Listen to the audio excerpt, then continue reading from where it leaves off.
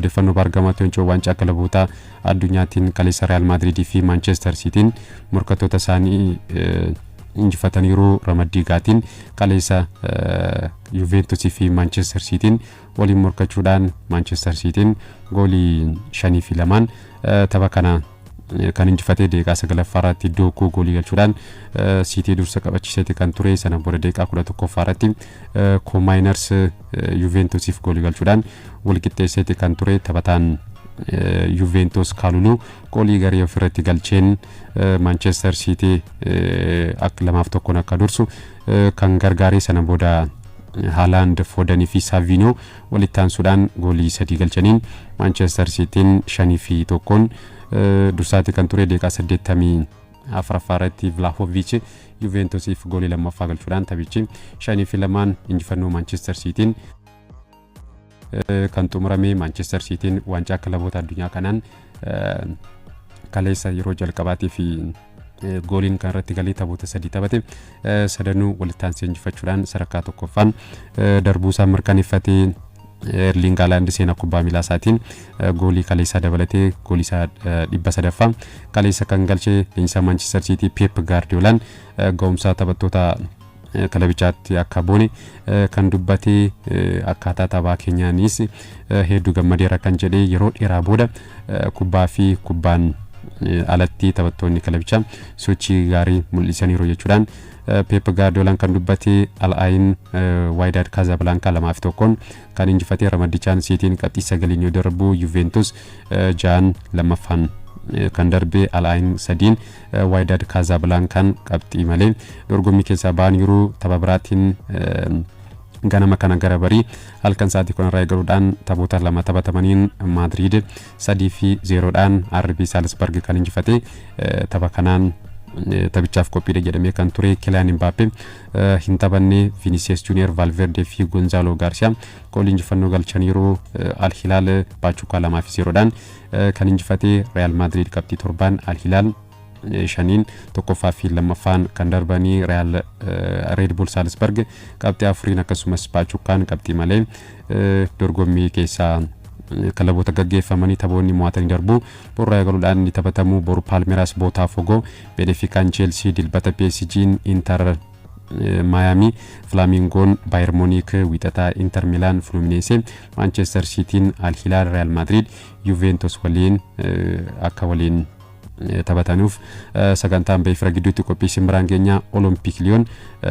kilaba rakkoo faayinaansiidhaan gara liigii gadiitti gadi bu'ee dhimma kanatti Dinias Bashir qophii qindeessa jira saddeeggeffannee walitti deebina.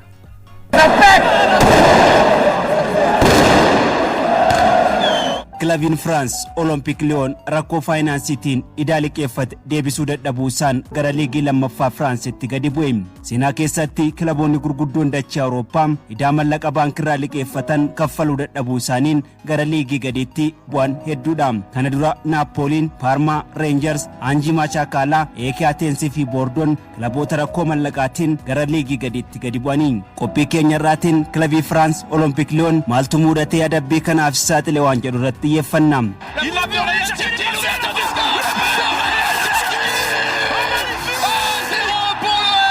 Championin Ligue France yeroo torba Olympic Lyon mallaqa yeroo garagaraatti liqeeffatee deebisuu dadhabuu isaatiin liigii tokkoffaa France keessaa gara liigii lammaffaa biyyattiitti bu'e. Erga hundeeffamee umrii waggaa dheeraa kan qabu kilabichi waggaa 36 dura liigii lammaffaarraa liigii France tokkoffaatti guddatee gadi bu'ee hin beeku. Bara 2002 hamma bara 2008tti yeroo torba walitti aansee championii Ligue France ta'eera. Baroota 5 ammoo sadarkaa lammaffaan xumure. Kilabiin kun amma rakkoo mallaqaa isa mudateen liigicha keessaa hirrifame. Championin waancaa French si'a 5 Olympic Lyon sababni gara liigii lammaffaa Franceetti bu'eef idaa fudhatee deebisuu dadhabuu isaati jedhameera. Liigiin kilabicha irra jiru yuuroo walakkaa biiliyoona akka ta'e ibsameera. Murtoon dhumaa Olympic Lyon gara liigii lammaffaatti akka bu'u darbe kibxata yoo ta'u isa dura sadaasa bara 2024 idaan paawundii miiliyoona 200 akka irra jiruu fi kun ammoo gara liigii lammaffaatti akka gadi isa buusu ibsame. Bara 2022 biiliyoonarra Ameerikaa John Textor abbaa qabeenya duraanii Jean-Michel Aulas irraa gahee dhibbeentaa 77 bitatanii namni kun abbaa qabeenya kilaboota afuriitiin isaanis kilabii Brazil Botafogo kan England Crystal Palace Olympic Lyon fi kilaba Belgium Molenbeek yoo ta'an yeroo sana Olympic Lyon sadarkaa olaanaatti akka ceesan itti abdatame ture garuu kilabichi liqii irratti liqii dabalataa deemuun adabbiif saaxilameera dhaabbanni dhimma faayinaansii kilaboota France to'atu DNGC murtii xumuraa ifoomsuun dura Olympic Lyon idaa kana ofirraa kaffaluuf taphattoota qaba jedhu gurguree ture abbaan qabeenya kilabichaa John Textor akkuma murtiin kun irratti darbeen waliyyannoo galfachuu beeksisanis murtoon ammaa kun waan keessa deebi'amu miti jedha gabaasni Associated Press waxabajjii 24 dhaabbanni dhimma faayinaansii kubbaa miilaa France to'atu kun liqiin kilabichaa dachaa waliin dabaluufi kilabichi gara liigii lammaffaatti gadi bu'uu irra deebiin beeksise murtoo kana booda deeggartoonni kilabichaa kallattii garaagaraatiin komii isaanii dhageessaa jiru biiliyeenarri Ameerikaa abbaan qabeenya kilabichaa John Textor akkuma kilabicha dhuunfataniin abbaa qabeenya kilabichaa duraanii Jean-Michel Aulas waggoota 3 pirezidaantii ta'anii akka bulchan murteessanis waggaa tokko booda murtoo kana keessa deebuun fumaa isaaniitii pirezidaantii gochuun of muudaniin turtiin waggoota 36 Jean-Michel Aulas Olympic waliin qaban asitti goolabame jabana Michel Aulas kilabiin Olympic Lyon gareen dhiiraa fi dubaraa waggoota 36 keessatti waancaa 50 ol argatee jira erga abbaa qabeenya haaraa John Textoritti gurguranii bulchiinsi kilabichaa tasgabbii dhabe bara 2023 Santiago Cucci namni jedhamu iddoo John Textor buun pirezidaantii yeroo Olympic Lyon ta'e muudame bara 2024 idaan kilabichaa euro miliyoona 50 ga'uun gabaafame yashaniin booda ammas idaan kun dabaluun euro miliyoona 200 akka guddate ibsame bara kana ammoo idaan kilabiin kun ofirraa qabu euro walakkaa biliyoona miliyoona 500 ta'uu isaatu himame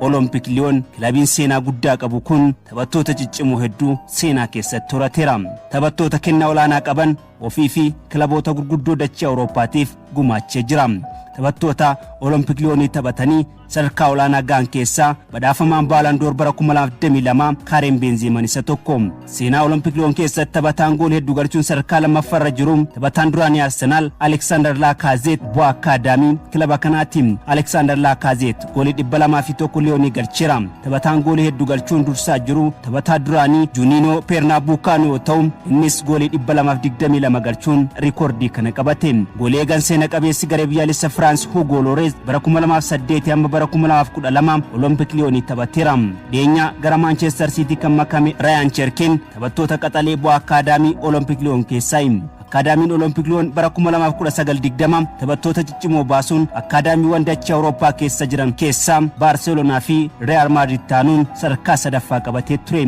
egaa kilabiin bu'uura cimaa qabu kun idaa mallaqaa olaanaa ta'e deebisuu dadhabuu isaatiin amma gara liigii lammaffaa biyyattiitti gadi bu'ee jira adabbii Olympic Lyon ilaachisee gamtaa kubbaa miilaa Awurooppaa jalatti dhimmoota faayinaansii wal qabatan kan to'atu CFCB'n hanga yoonatti wanti jedhe hin jiru